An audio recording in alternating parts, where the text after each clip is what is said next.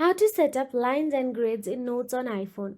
Hey everyone, it's me Jessica from Create, Login and Delete. So let's get started with the tutorial. First of all you have to do is go back to the home screen and tap on the Settings app option available in there. Once inside the Settings app, simply scroll down and tap on the Apps option available at the bottom. Now once you tap on the apps, look for the Notes option in there and simply tap on it.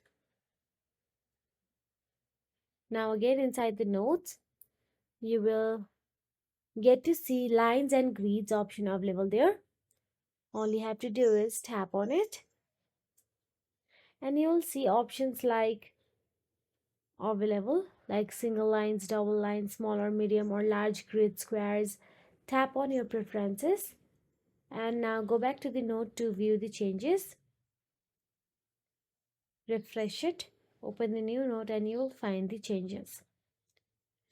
And that is it. If you found this video helpful, please like, share and subscribe, and thank you so much for watching.